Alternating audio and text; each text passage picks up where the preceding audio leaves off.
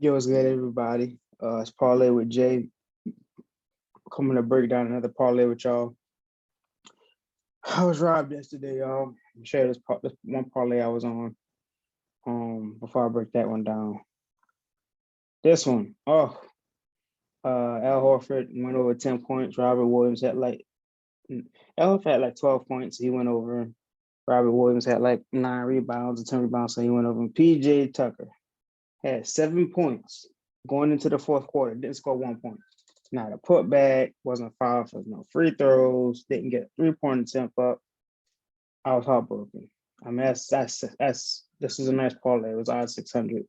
But like I always say, we always want to live to bet another day. That's why we don't overbet, right? That's why we don't overbet. So let's break this one down right here, right? So this is a three-leg I have here. Pretty good odds for a three-leg, 370, right? So let's talk about this first one. I have Steph Curry going over 25.5, so at least 26. It's some people might say, oh, well, that's a bullish amount. Not really, because the last 5 games he has averaged 26.6. In Dallas, he's averaged about 23 points per game. We're gonna break that down a little more in a second. At home, which they are at home, he's averaged 26.4. So far in this playoffs, he's been around 26.7.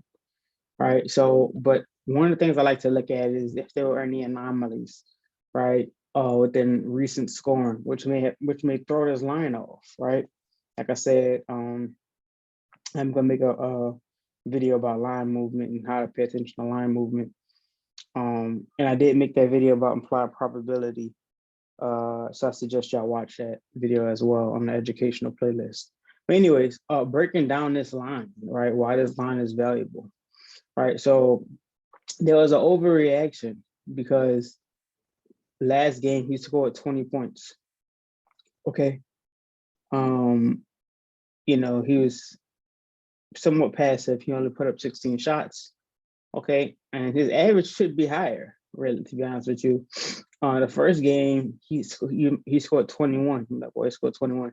Yeah, but his free throw percentage was 57.1 in that game. He went 4-7 from the line. Steph Curry is a 90% free throw shooter.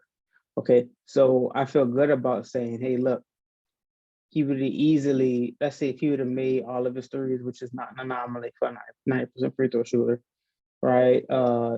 24, 25, 26. He would have scored 26. Forgot about one. 22, 23, 24. He would have been around 24 points, right? Which would have boosted his average the past 4 games, basically, right? Not only that, but he also had a bad game from three. He shot 33.3%, right? 3-9. And Steph Curry is a 40% three-point shooter, okay? So it's safe to say game one against Dallas was kind of a field game, and he was kind of off, all right? And there was also another thing to note. It was his lowest minutes. He played 31 minutes. The following games, he played 37, 39, and 33, where he put up 32, 31. And like I said, last game, he was passive. He put up 20. Okay, in the closeout game against Memphis, the reason why I'm bringing this up because this is a closeout game right here against Dallas. He played 40 minutes, or he had an off game, but he put up 27 shots, right? Which gave him 29 points. All right, so this is very plausible. This leg right here is very plausible, solid leg there. Okay. Next one, Jordan Poole. I have him going over 14.5. I just think there's always value in that line. The last 5 games, he's averaged 15.6. Against Dallas so far, he's averaged 14.5, but at home, he's a better player, averaging 18.7. Some of his totals from his past couple of games to break down the average, 12, 19, 23, 10, and 14. And I feel like since there's been a kind of a drop off from 19 to 23 to 10 to 14, they dropped down his leg and the eyes of his leg here because of recency bias, which allows good value here. Okay. So it's something that to note. What, like I said, is paying attention to recent games. If you look at the game where he scored 10 points, he only attempted 4 shots. He was 2 of 4. Okay, so he really didn't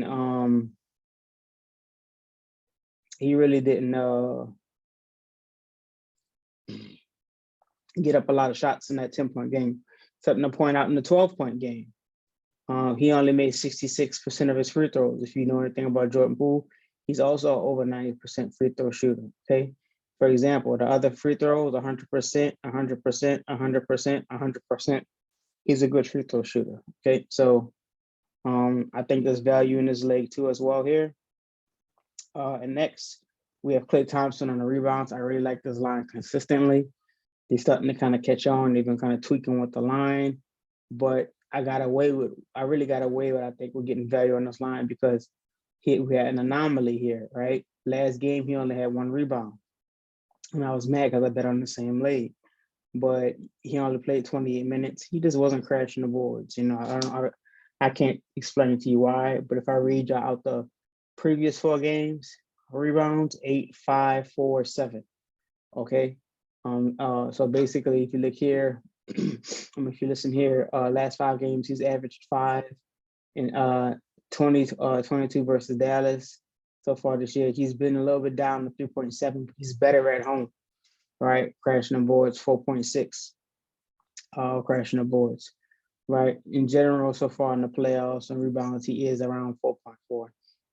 Closeout game, I think that everybody's a tad bit more aggressive, even though I do have Dallas winning this game.